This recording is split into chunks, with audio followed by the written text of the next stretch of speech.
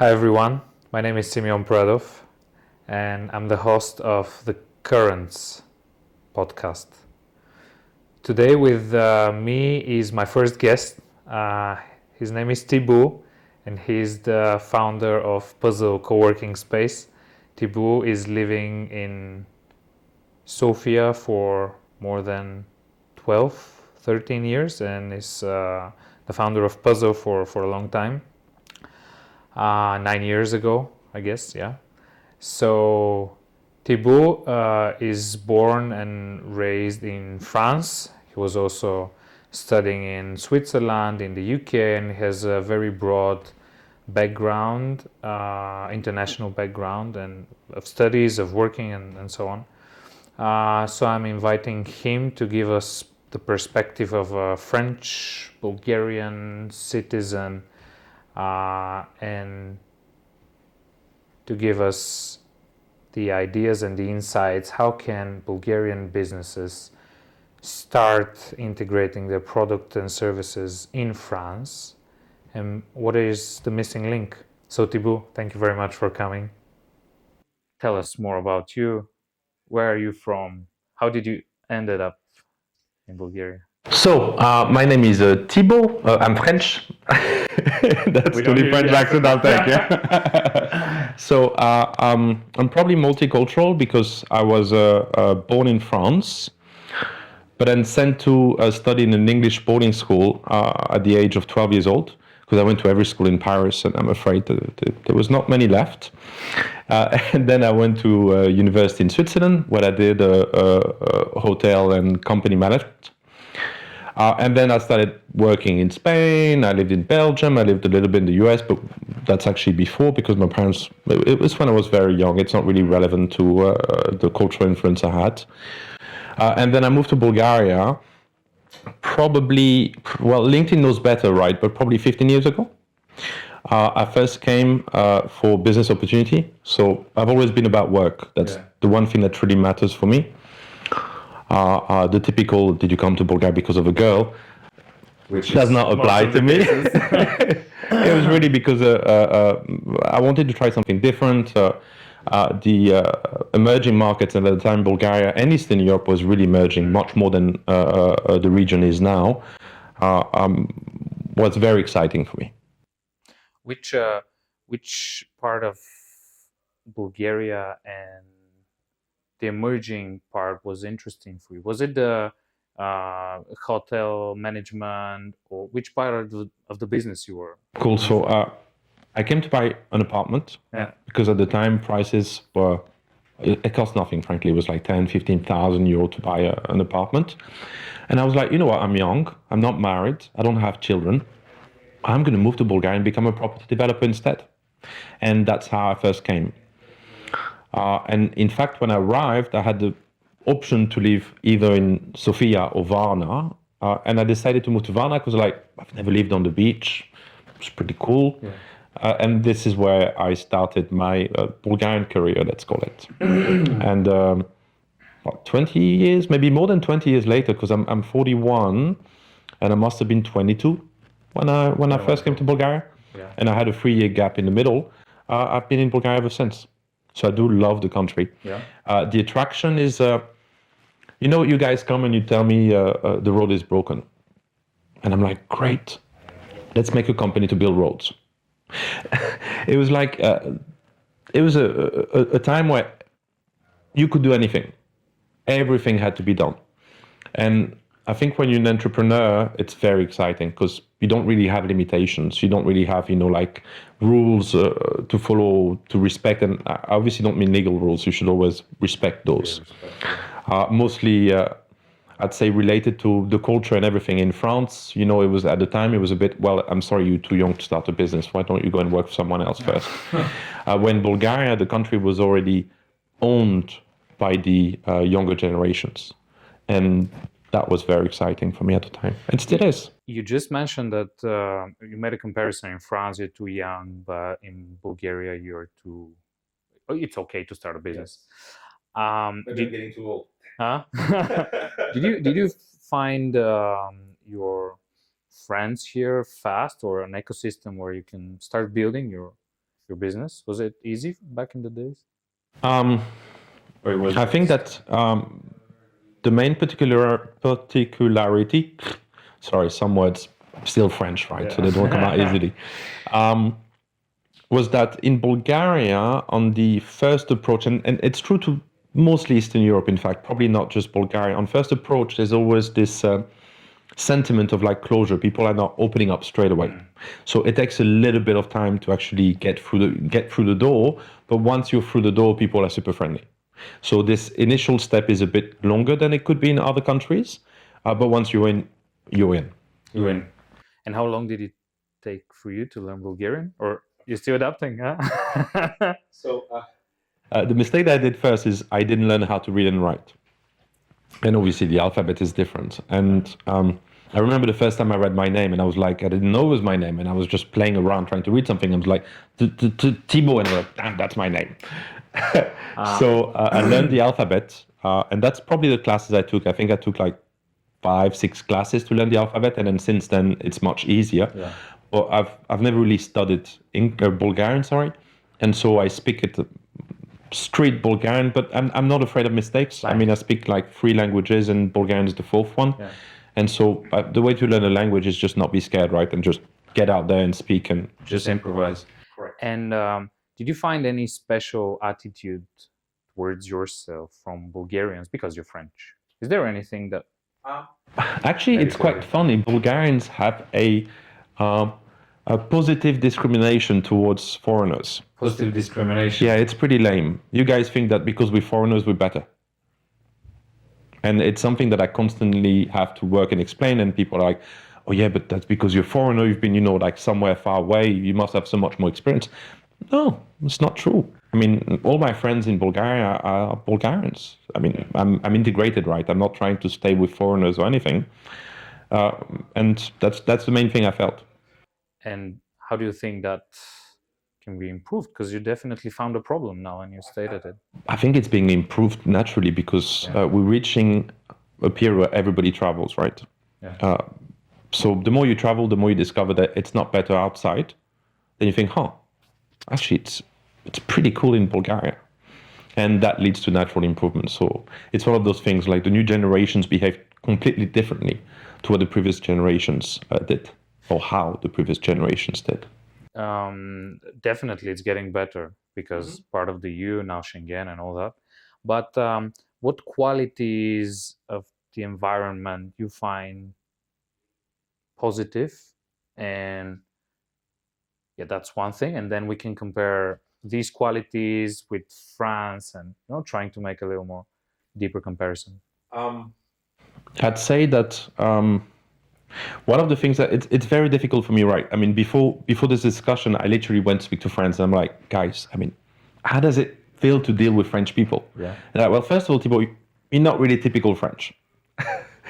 But then they started giving me pointers. I was like, that's interesting because generally on my end, I don't perceive cultural differences as much as, obviously there are very specific traits for some countries that are very strong, of some cultures. But otherwise, I perceive it mostly correlated to education, the sector that you're in, and your obviously age group. We're in the IT sector. Puzl is an IT-only coworking, and we're in the bubble. It's mostly an American culture. People dress however they want. People behave all in a similar way and manner. And so within the ecosystem that I belong to, we're all the same. Yeah. And there's very few differences from one country to another. If we're talking about Bulgarians as a whole, I would say that you generally have more the half empty glass type of mindset versus half full. I'm super positive. I've made it into my thing, right? So every morning I'd wake up and I'd say, how are you feeling? And people would tell me, man, not so good. It's a bit this, it's a bit that, which, by the way, is very French. We're the same. Oh, yeah. French complain by principle. But turns out Bulgarians complain too. Well, and so my constant is whenever people ask me how I feel, I'm like, amazing. And by feeling amazing, by saying that, I end up actually feeling amazing all the time. And I see the impact that positivity has over people around me. But otherwise, yes, you're always looking for the negativity that could happen, the negative occurrence. How could someone mess up this deal? How could something break? Where I personally have a tendency to assess a general picture, but only deal with problems as they rise, where you spend a lot of time dealing with problems before they've even touched the ground. Yeah.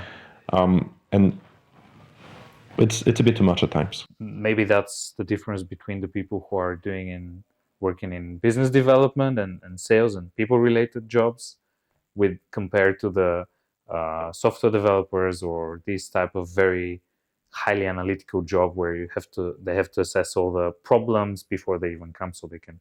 Sure, but don't forget, you don't have a sales culture in Bulgaria either. Tell me, what's your perception about this? Well, yeah, I always like to make this joke. At the time of communism, it was like, do you want my glass? Because it's either this one or nothing else, so fuck off, right? You don't have a choice. Yeah. There's no options. You don't have competition. It was literally, there's that one product, take it or leave it. So sales, useless. No sense. Customer service, who cares? Marketing, inexistent. And so suddenly you reached a new generation, which, well, it's a global market. So sales, marketing, customer service, project management, efficiency, all those things come to the market. And although the country has gone a long way from where it was, it is still not a natural trait. I remember the first time I came to a restaurant in Sofia, and there's no point to mention the name, but it's a big chain. So there's not that many, so that should be pretty obvious. Okay. And I arrive and I sit down, and then I'm ordering my food, and then I wait for the bill. And I go to the lady at the entrance, and I say, I'm from my desk, from my table, she was close enough. I'm like, hey, could I please have the bill? And her job was to sit people. She was an hostess. And she literally looks at me and says, that is not my job. And boom, she looks straight forward, doing nothing, just sitting and waiting.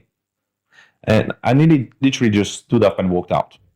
Without paying the bill? Yeah, because I'm like, okay, look, you don't want me to pay, I'm not paying. That's fine. Obviously, I cannot do those kind of things, so I didn't. But still, it was the feeling that it gave me. And typically, this is what I see. Sales, marketing, customer service, all those things, you could say that they are traits that you learn, but for me, it's a little bit like taste.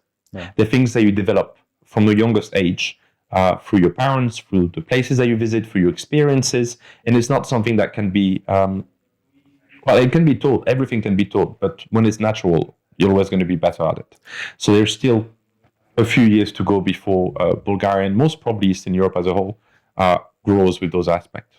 So you mean people should travel more, see more different cultures, perceive it, and come back and probably find all these positive outcome from where they visited and include it here? Yes, but technically speaking, you travel already. Everyone has a Netflix account now. Yeah. That's traveling to a certain extent. You don't need to live abroad to be able to learn something new, although I'm a huge fan of the European Erasmus program. I think it was the best thing that could have happened to Europe, because it led to so many students traveling and working and living in different countries across the region. That's the best way to integrate. Definitely. That's the best way to make friends in other cultures, in other countries, and retain those relationships over the long term. So it's a fantastic element and thing that everybody should do, frankly. Definitely. My 1 year in Sweden was eye-opening. I was living in Jönköping, living with 26 people in super huge house. And, Indians, Bangladeshi, Eastern Europe, Western Europe, Canada, US, all those type of people gave me so much more perspective. And now, I'm not cool, right? Yeah, I'm not the same person. There's two things for every parent. Your children need to learn English from the youngest age. Yeah. Like literally at the same time as they learn their mother tongue, they need to start learning English. And the other thing is that if you can send them on Erasmus, that's the perfect experience. Go get it. Yeah. I don't have children, so it's easy for me to educate parents as to how to. No, there's some advice is proper from you.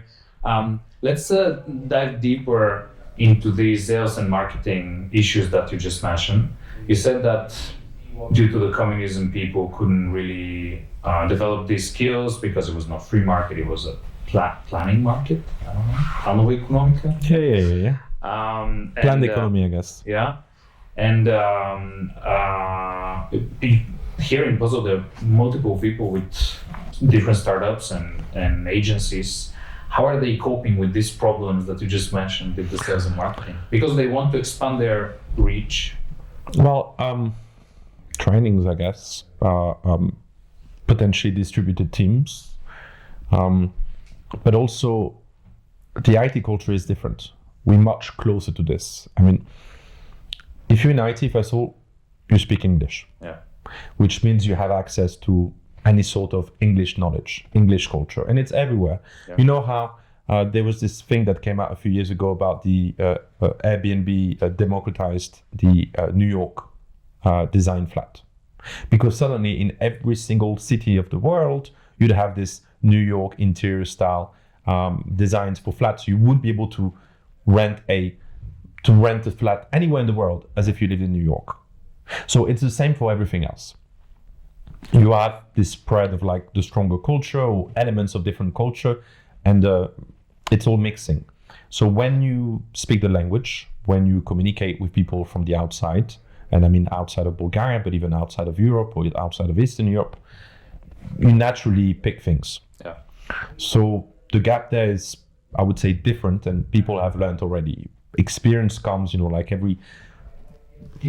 I guess maybe every 10 years you see like a big shift. Maybe it's every 5 years. Maybe we're back to the planned economy. Who knows? Oh, yeah. But I literally see the evolution of the ecosystem since it all started. Sales is and will always be challenging. Customer service is and will always be challenging if it's not inept. No, inept means negative. Inapt, I think it's called. If it's not something that is in your core, let's just call it that way. Good. To do the customer service, you mean? Correct. Because let's say in Turkey, people are very have a great hospitality. It's a natural personality trait and cultural trait.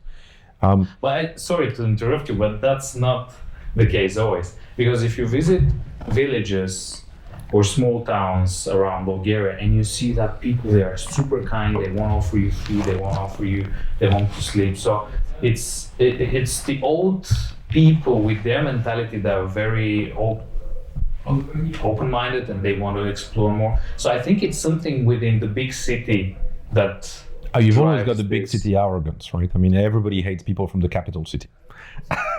Yeah. And Parisians, my God, we're the worst. Yeah. It's possible. Maybe you're right. I mean, maybe there is a rejection of the previous generations of what it used to be, and the newer generations want to be so different from what their parents were that they would reject anything from that. I'm not a sociologist. Yeah. Yes, so I cannot give it to that level of details. It's possible. Let's discuss a little more about your business, because it's interesting. You just opened a new coworking in Budapest. Yeah. And when we met several days ago, you mentioned that there was a big hype with opening the space and you tried to be different. Yeah.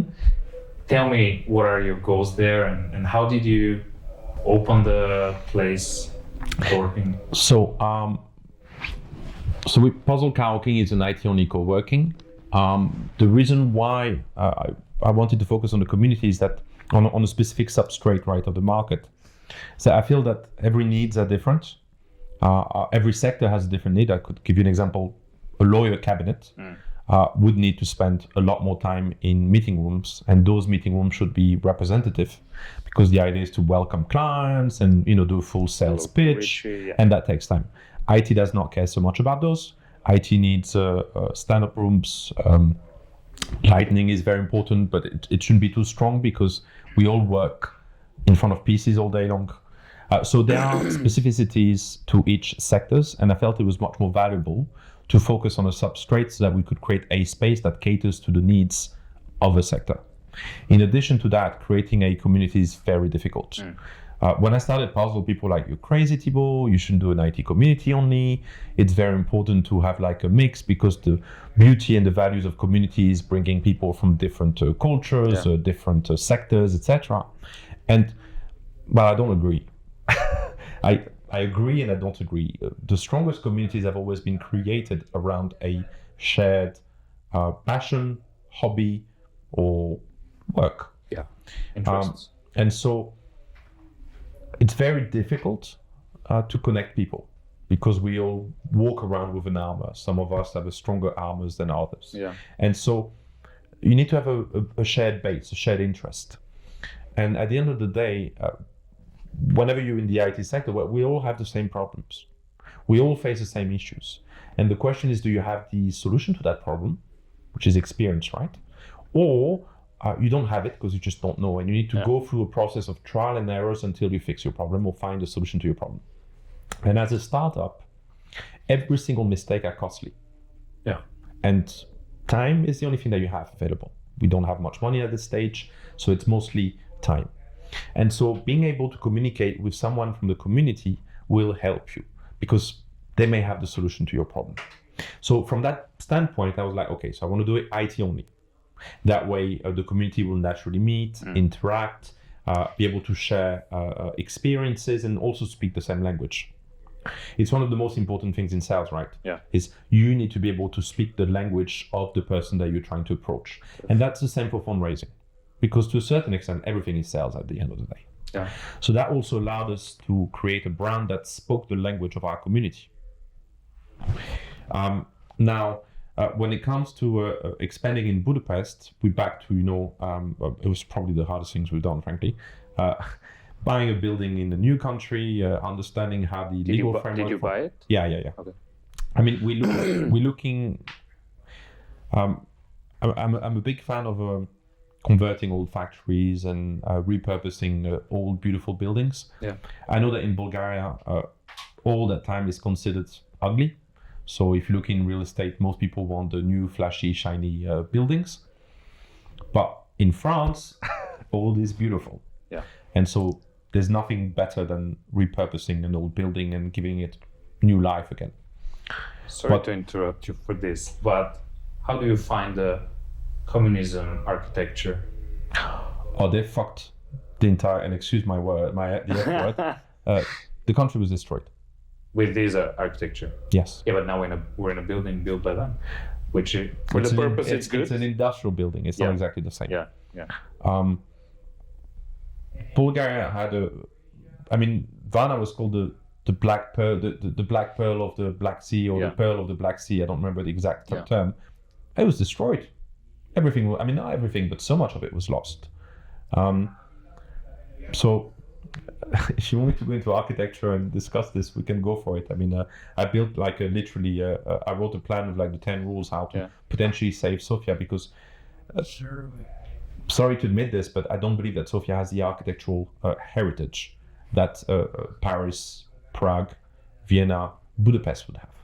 So we have to be realistic in life, right? So that means Sofia could not compete on this. But Sofia had a unique opportunity. The city has been rebuilt. I mean, there's new quarters that popped up everywhere, like around here, for example, over the last few years. Yeah. And with the right planning, it could have been extraordinary. Right. You could have created a new city from scratch, which would have been modern, built the right way, designed, everything. It could have been fantastic. I mean, what an opportunity! How many capital cities have this in our epoch or in our generation to do that? And I'm afraid it was just not done that way. Short-term vision versus long-term vision. It's much harder to implement long-term, don't get me wrong. I'm not saying it's easy, I'm not saying it was doable, but it's a missed opportunity in my opinion. Yeah. However much I love Bulgaria. It is. We as people who are living in Sofia, I was born in Sofia, I have the same perception like you, but that's on another topic. Different topic, yes. So let's get back to Budapest, and you said you like to buy buildings and repurpose them and create something out of the old. Yeah, because we have very specific requirements. We have a design persona. I think that marketing, branding, sales, it has to be in your product. I don't believe in this powdering views and hoping to fix it on a very thin layer. I think that everything needs to be what you are. Everything needs to be your culture from every single aspect, which means that when we take a building, we want to make it at our image and at the image of our community. So requires heavy renovation, requires a lot more work, and so purchasing it kind of makes sense. Yeah. But when we launched Budapest, we have this thing in Puzl is that it's never about us, it's about the community. We, Puzl, are a community member, like everyone else. We make mistakes like everyone else. We have problems like everyone else, and we have successes like everyone else. Knock on wood.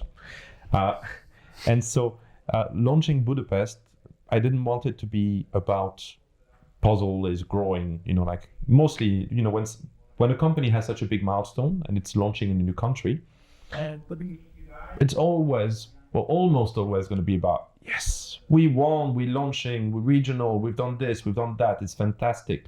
Let's just share to everyone our success and how great we are. I don't like that approach. I don't particularly care about this. For me, it's a win for the community. I truly believe in our mission.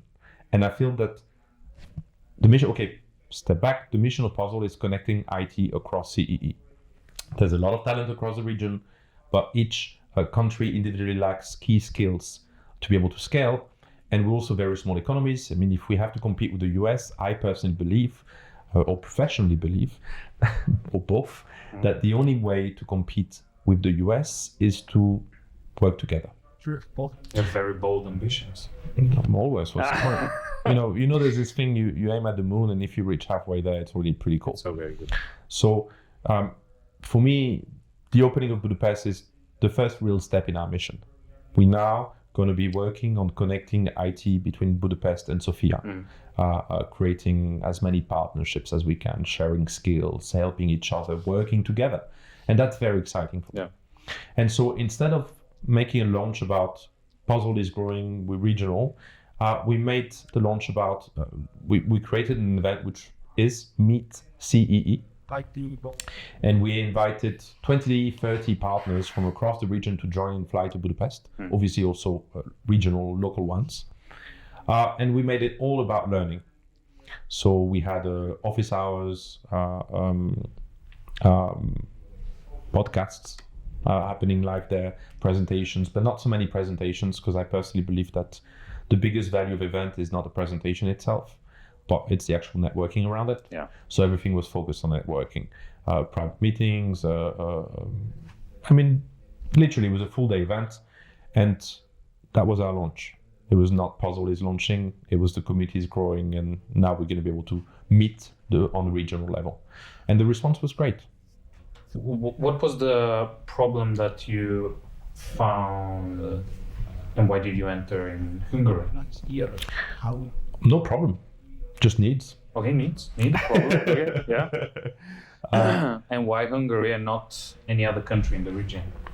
Well, we plan to grow across the entire region, and for me, the most important, it's going to be the building, the right location, the right potential.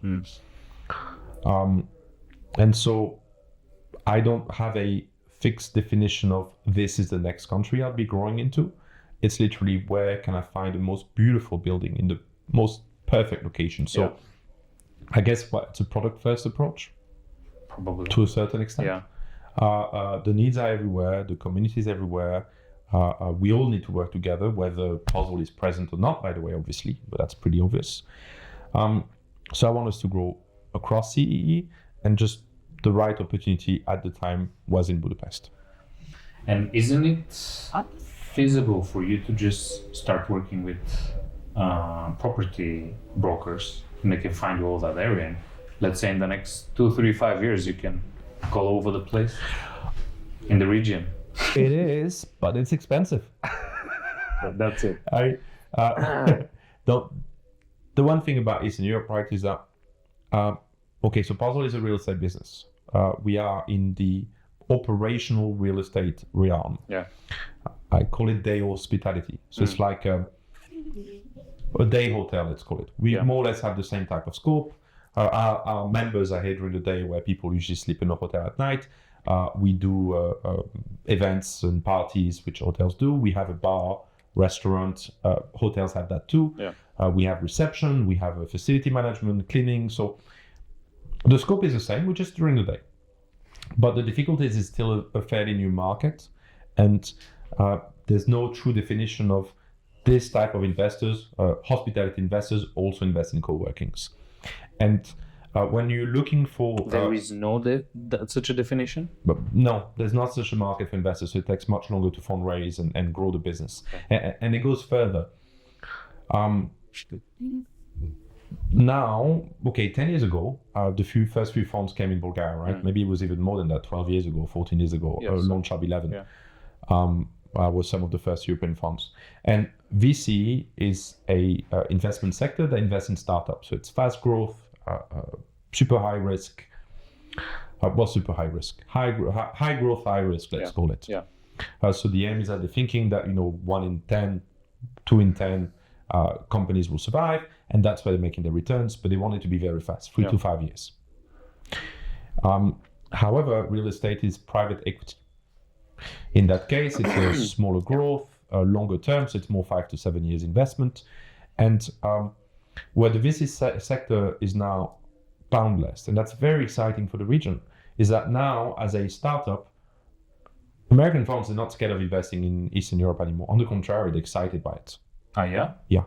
I mean, they've been investing for years now. I mean, for years, you've got so many VCs now coming all over because... They exist a lot, but I don't think there are so many great products that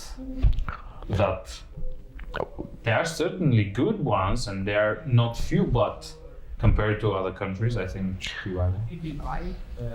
there are a lot more than there used to be, and it's still growing. Don't forget that this is back to the market, right? When you start in the US, you have access to 360 million people market.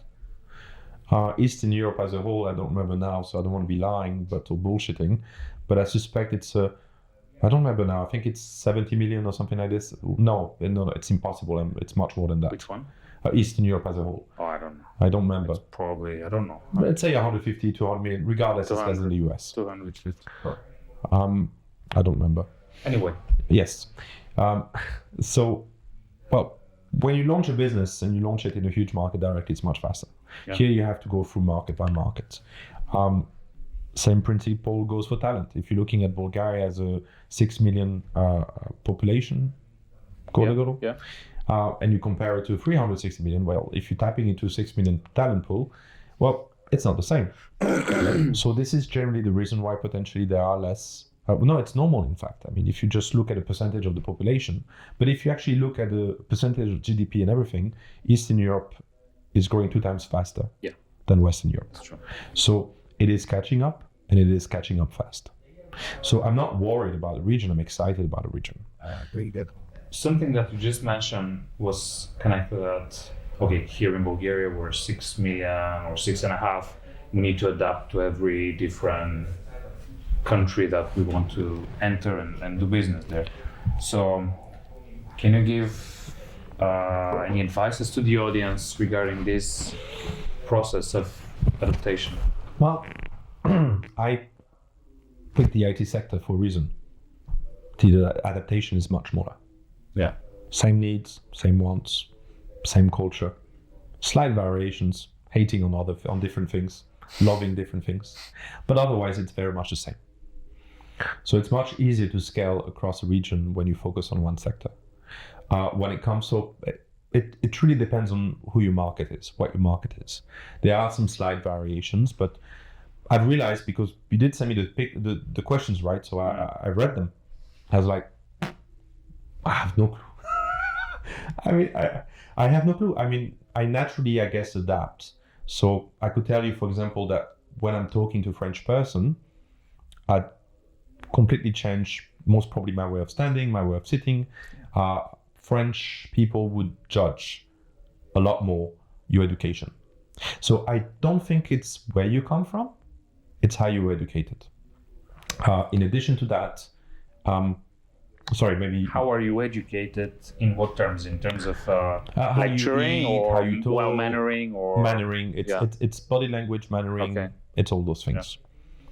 Yeah. If you want to compare the Anglo-Saxon culture to the French one, I used to say that a few years ago, having fun with this. In the UK, people work to buy a car, and then they keep working to buy a better car. In France, people work to retire. To retire? Yes. So We don't like external display of wealth. If you're looking in Paris, it's mostly shitty cars. Well, it's mostly shitty cars because we don't know how to park, right? So, I mean, everybody's seen the videos of, people in Paris parking going bam, bam, bam, bam, bam. Yeah. It's a bit like Italians, we have a specific way of driving, let's just say. But it is true that we don't like to speak about, we find speaking about money too openly a bit cheap. So money comes if you do your job right. But we take a longer term approach, I would suspect too. Eastern Europe is still kind of short term. It's like, how can I make a quick buck? And make a show off afterwards. So. Correct. Yeah. But this is normal. Again, it's part of the, it's this new wealth, old money type of approach. New wealth is like, oh my God, I'm so excited. Look, I've got money that I didn't have before. And so you want to show it, you want to appreciate it, and you want to share it. You want to share your success to the world. Old wealth is more like you want to hide it because you believe that to live happy, you need to live secretly. So, for example, my car, it's worth... Is it a Citroën or Peugeot? It's a Class A Mercedes, but okay. It's worth 2,000 leva maybe. Yeah. I mean, it goes pop, pop, pop, pop, pop when I drive, and I don't care. It's perfect for parking in the center. I don't wash it. I don't maintain it. I save so much time on it. But I can see that when people see my car, they're looking at me and thinking, oh my God, it must be such a business failure.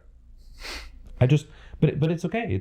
I can understand, right? So in Bulgaria, you would want to display your wealth and display your success by actually buying a new car. And I'm stuck, by the way, because I need to change that one at one point. And I'm like, do I really want to spend 80,000 euro on a car where I couldn't care less about cars? Yeah.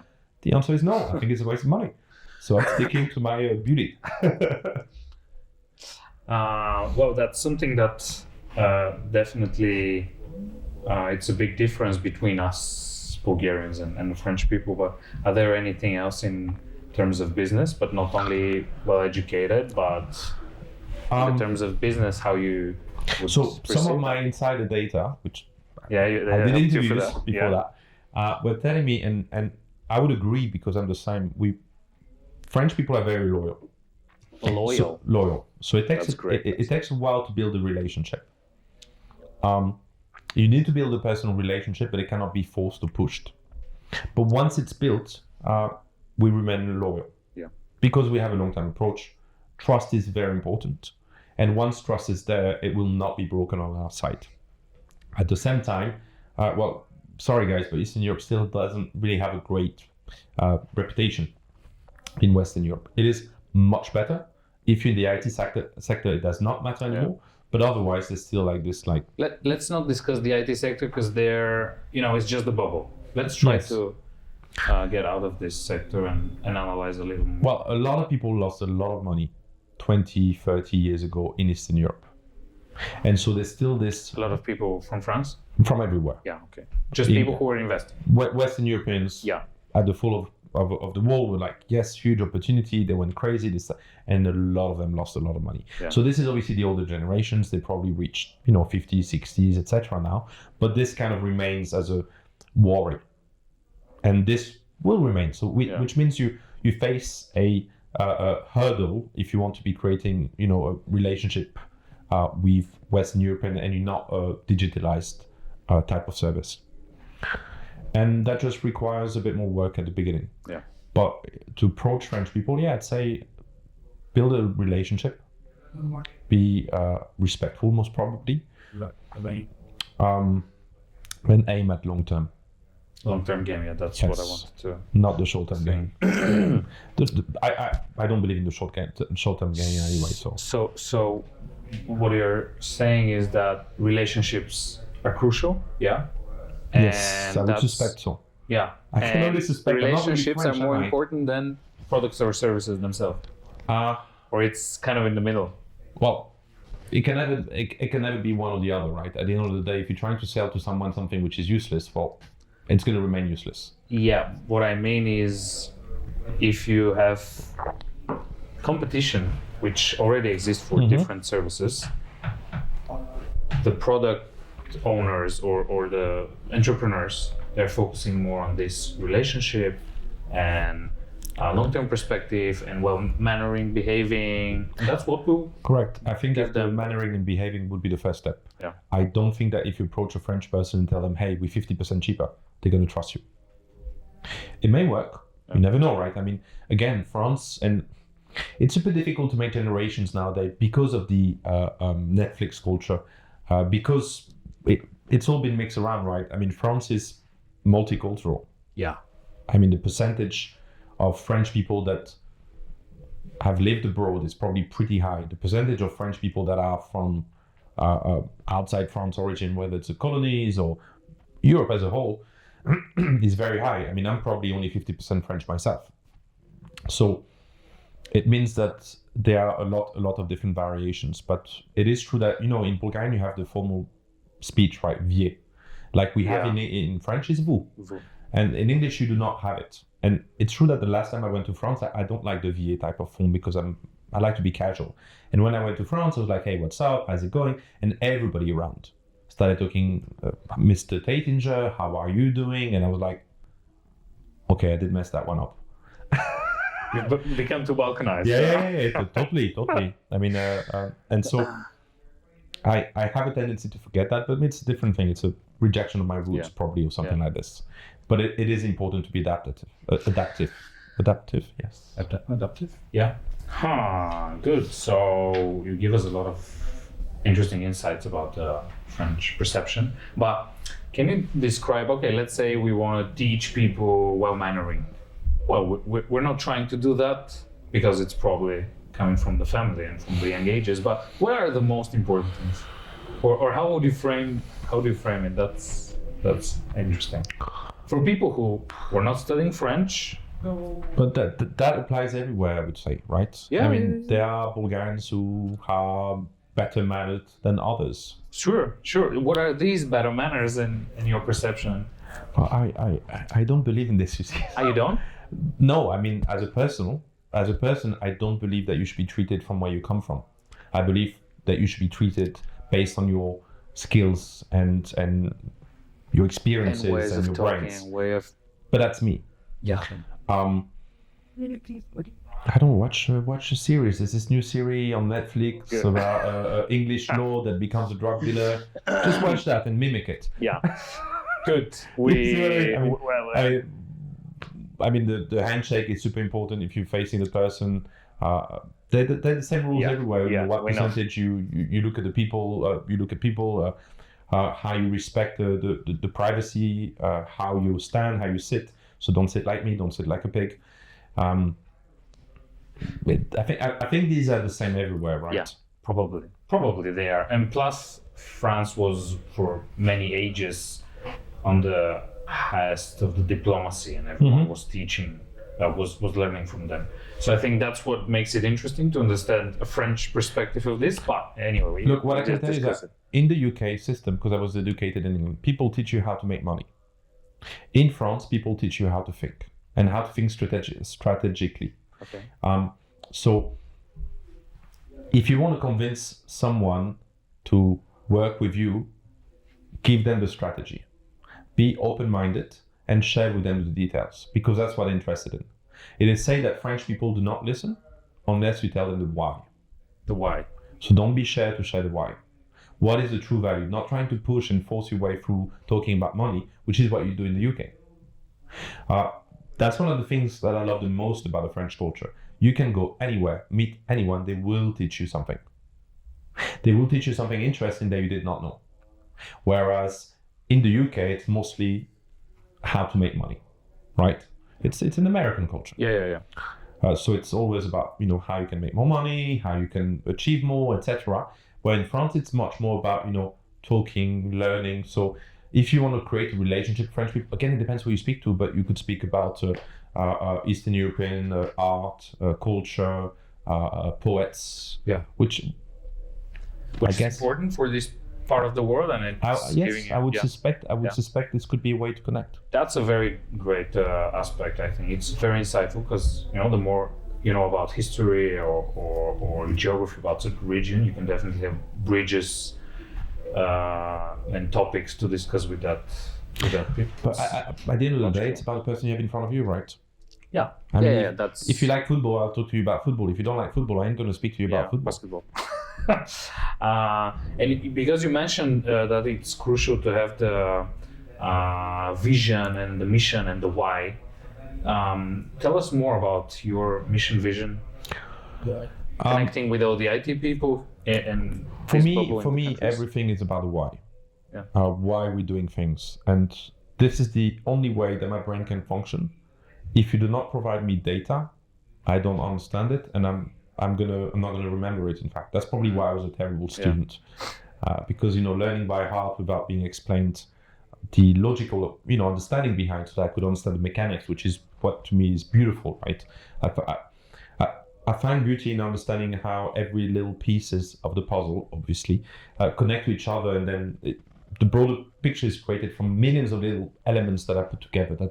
That's where beauty lies for me. And so, in terms of the why for Puzl, I believe in our mission. I do believe that the region needs to be more integrated. I do believe that we all need to collaborate a lot more than we do. I can give you hundreds, millions of examples, but for example, you may have a e-commerce company, and you are targeting a specific service, obviously, because we all have specific services, right? But there may be another startup that has a complementary service. Well, you guys should have grouped a long time ago, work together, have a connection, try to upsell each other's products, those kind of things, because then this is where beauty happens. I think that's kind of the local mentality, that everyone is a competitor. You need to. But that's what every single person was saying when we started in Bulgaria. But how do you do, competitors, etc.? And apart from the first minute when they joined, we never had such an issue in 9 years. And now it's quite funny because we're entering Budapest, right? We entered, in fact, Budapest. Yeah. Same thing. People are like, but what's happening? Competition. Guys, the market is huge. Most of our targets are not Bulgaria. Yeah. We target the world. Everyone targets the world. It's not about competition. It's about sharing knowledge, sharing experiences, in fact, because I hope you have more than one. and just literally helping each other out. It's hard enough on your own. That's a great way to put this into perspective. It's probably from the local mentality that some people have, that it's short-term mentality, I would suspect. Short term. Yes. So long term is you unite the people. Yes. If you look at short term, you're like, how can I make money tomorrow? Now, it's super difficult, right? Because when you're building a business, you have this long-term vision as to what you wish to achieve, but you need to survive to reach that long-term vision. So my approach to this is, it's a bit like when you build your deck. So you're building an investment deck to fundraise from investors. So this is the direction I want to reach. This is where I want to go. This is my aim for my business, for my life, or whatever you want to call it. In my case, business is all I do. I love working. I'm passionate about everything. And that's what excites me the most in life. Makes me a widow. Makes me, people think, oh, but Thibaut, personal life, it doesn't matter. I'm happy that way. Yeah. It is my happiness, right? So everyone has to find their happiness wherever it lies. So anyway, I've got this long-term vision, but I don't build every step of it. I mean, it doesn't make sense to define everything all the way up, because by the time you've built it, it'll have changed.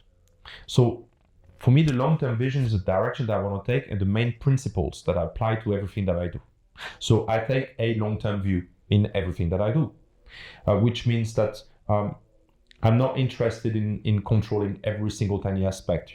It's a bit like when you're in a business, in a co-working business, generally everything is charged. So you charge for every hour of meeting room, every services, everything. We don't do that, because I personally believe that your office is your home. I want you to treat it like your home. So it's more of a, you need to understand and feel it and respect it, and that implies that you're going to treat it with care, but that also implies that you have freedom to do whatever you want in there, as long, obviously, as you respect, the other person. So your freedom stops where someone else's freedom begins, or your liberty stops. I think that's the expression. Votre liberté s'arrête, or whatever. It's a French expression, probably is English too. And so, apart from that, I want you to treat it like your home. And so, I don't want you to think that this is a contractual relationship. Obviously, you need to pay for the service, but apart from that, I'm here to help. The team of Puzl is here to help, so that you feel like your home is doing what it needs. And so the short-term approach would be, oh my God, but I'm losing revenue. I could be charging for this room, for this interview. I could be charging for everything. But I don't believe in that for multiple reasons. First, I think that the actual cost, those correlated costs to this, is actually probably cost as much to control than the earnings that it make. But also, I feel that that's not the base of the community. It's the same reason why Puzl does not offer any other services than coworking. So a lot of people were telling us, okay, Thibaut, why don't you start a HR company? Because we have HR recruitment needs. Why don't you start a accounting service? Because we need accounting. And I'm like, well, no, what we're going to do is we're going to be inviting best of their class service companies to join Puzl, like Veda Accounting, for example. And they will be providing those services. Because another rule of the community is that everyone should win.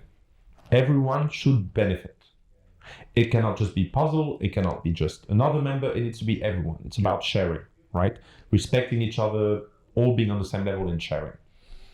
And so that's another thing I say no to. We could have generated, we could have had another line in our financial statement about, extra services. And I was like, no. So this is more of a long-term approach. I feel it's more important that you feel that this is your home than trying to squeeze more cash out of you. And maybe that's those values are applying to towards the people that you are working with. What are the values and the character and the behavior? I think those things have a tendency to spread. Yeah. I've always said that Puzl's culture, so internal culture, is very important because to a certain extent we will have an impact on the community. No, my question was, are these values implying to your staff, for example? You look long term, you be respectful with each other, and so on. Well, okay, as a weirdo, I attract weirdos. Yeah. So, obvious. So the team is a bit weird. Nothing wrong with that, guys. It's okay. It's okay. I mean, we love each other. It's all good. But of course, it means that we just call ourselves different, right? But yes, it's very important that the team is on board with that. If we're talking about recruitment now and how those things function and how you onboard people in your culture, it's a bit like taste. I don't think that you can change your culture like this. It takes years, right? Yeah. And you need to believe in it. So at the end of the day, you are who you are. And to a certain extent, the brand of Puzl is achieving just that. So I don't know if you've been to our website, but I guess you must have been over the years at one point, right? There's a very specific language utilized there. So most of the people that go on the website and they're just looking for ticking the boxes. You can go for Puzl's website, it will tick all the boxes that you need. If we don't tick the boxes that you need, it means that we don't or we cannot cater to your needs, which is perfectly fine. Yeah. But we do provide all the required information for you to be able to make a educated understanding or guess whether or not Puzl could be the place that suits your needs. So that's one thing. Then there's the culture element. I mean, we've got gifts. We've got something that we call the voice, which is a combination of all of our personalities. And I always explain to people when you speak about Puzl, it's share your personality. Don't be shy to show who you are. And you can do it in written form too. Yeah. And so some people would arrive on a website and they'd read the actual language and go, who are those guys? That's not nice. That's not, it's too direct maybe or too childish or I'm a child for sure. And so they would not be attracted to Puzl. And that's perfectly fine because that means they're most probably of the wrong culture. And then the people that would come to the website, read the actual text and think, damn, that's exactly who I am. And they would totally recognize themselves in our tone of voice. Yeah. These are the people that we absolutely would love to have in Puzl because we share the same culture. And it's the same principle when you recruit. It's the same principle with your team. Definitely. You would naturally attract candidates that recognize themselves in the language that you utilize in your job ads. Our job ads are exactly like the website. It's literally some sort of weird job ad, like a list of like multiple questions. You know, like it's different again. Well, we mentioned so many things here, and when And I it's was so random when I yeah, speak. it's so random way. No, it's fine. We'll frame it afterwards. But maybe at the final part of the talk, because we passed through most of the questions so far. I want to ask you. We can talk about anything else if you want. How do you feel being a parent involves changes your culture? Very culturally diversified. But on the topic of AI, how it affects your business and how it's gonna affect it. What are you doing with it? AI is a very, very, very, very big and complex topic, right? None of us know. Yeah. In all fairness, everybody knows, nobody knows. From your perspective. So, I don't know if you've read The Rational Optimist by Matt Ridley. No. Or Matt Bradley. It's beautiful. So what it shows that since prehistoric times, every generation has this thing that's going to kill us all. And every single time, the next generation is better off than the previous one. So I have a tendency to take a positive approach to everything in life. When you're reading about AI, depending on which circles you belong to or you actually read about, some people will tell you, we have 3 years to live, then we're all dead. Others will tell you, it'll take 10 years, but we're all dead. And others will say it's like a fantastic, beautiful age, etc. You know, we're going to reach new highs. I don't know. I'm positive. What I'm certain of is that it is a disruption of unheard scales. Because generally, disruption comes in sectors, substrates of sectors, and slowly grows all over the place. AI will most probably come, and is already coming, but I'm saying will most probably come because at the end of the day, the current AI is useful, but it's a productivity tool. Yeah. Nothing else. The question is, what's coming? What's coming? Yeah. And so, that was a question. Yeah, that's a question. So, I don't know. So it's mostly, okay, what's coming? Bigger disruption. Many jobs are most probably going to be disappearing or replaced or partially replaced. There's not going to be like, do that, right? It's like everything in life, right? The world is so complex. I mean, if you think about any piece of item that you're wearing, you know, how many countries it's gone through to be produced and everything. So the economy is so complex that it's impossible to define the exact impact of AI. But for certain, adaptability is the most important thing right now. We will need to adapt. We will adapt. And we most probably will be better off afterwards. It will be painful for certain people, maybe more painful for certain than others. Yeah. Should we be worried? No, because there's no point. It's a bit like, you know, the next nuclear war, the first nuclear war, or whatever. The things that are so outside of your control that there's no point to worry about it. You just have to, you know, figure out how you can benefit from it. Yeah, and adapt, as you mentioned. Correct. Adaptation is the most important thing. What's going to happen to education? What's going to happen to schools? What's going to happen to and frankly, the one thing to me that always matters is that human connections. Whatever we can say, whatever you do in life, human connections, being close to people, sharing, helping each other, would always be the key. That's the one thing that has been constant for millennials. For millennials, I agree. That's the only one thing that's been constant. Completely. So, and that's what it is. I thought, how is Puzl and how am I using AI? Very limited at this stage. Mostly for copywriting, sometimes for research, because it extracts data faster.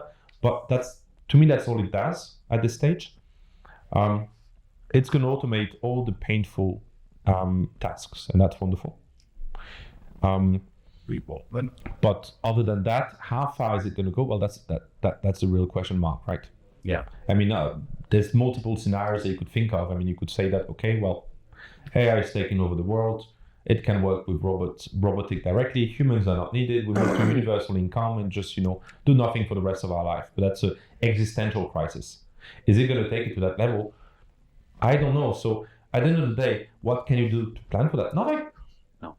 Maybe you can adapt and maybe you can start working on it. I mean, people are saying that. So it's like what you. No, it's an interesting question that I'm asking you this because I'm trying to frame a vision. But apparently me and you are not software engineers and we cannot frame a vision technically, but maybe we can frame it from a social perspective. The technical understanding of AI for software engineers, for example, is that every new framework is making you more productive. Okay. So you increase productivity. AI will demultiply the productivity increase, but it's still at this stage a productivity increase. Which is good. Which is great. Yeah, So I mean, if you think about it, the first stage of AI that we're entering is productivity increases across the board. Yeah. So that means more wealth generated, GDP growth. So that's all positive things, right? Not always. Because the competition is also doing this. Yeah, but if everybody's saving money on the production cost, then the productivity increase naturally leads to more investment, right? So if you were generating 10% margin and now thanks to AI it's 15, well, you can reinvest those 15%. Or otherwise you put them in your pocket and you buy something else. You don't hold cash. Yeah. I mean, populations hold cash to a certain percentage, and once they've reached their safe percentage of holding, then they start spending more.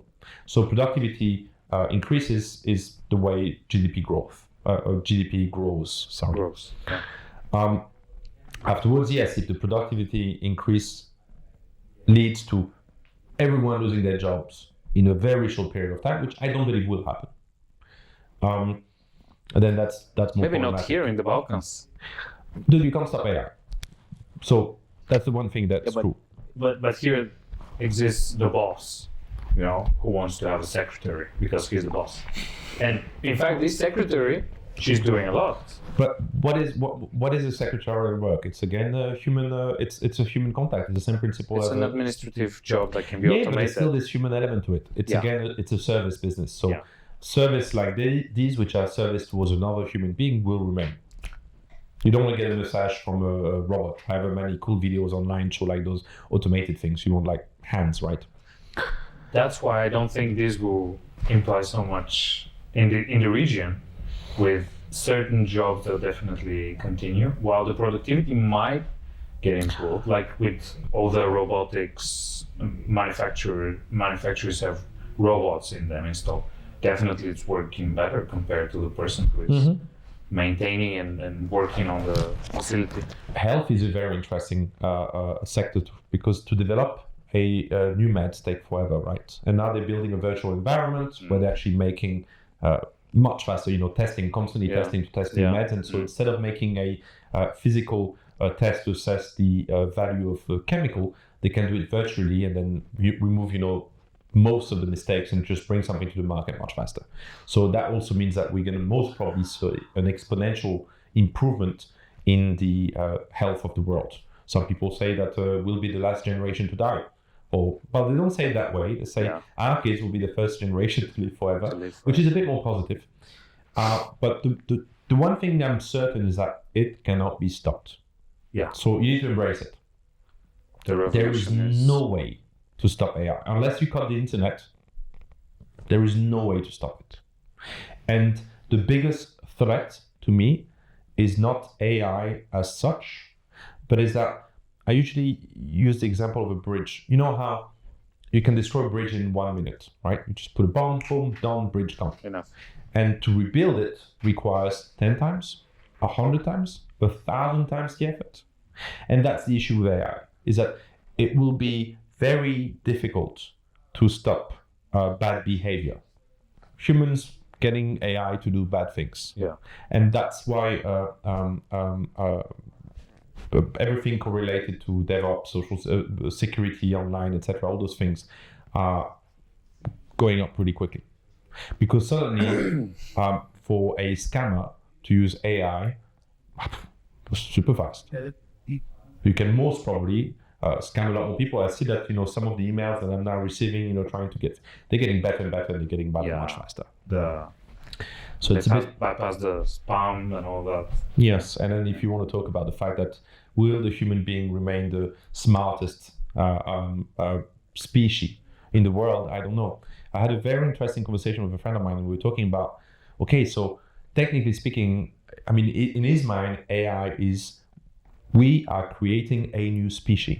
But then that means that the species is going to have, is going to need new social norms to communicate with each other.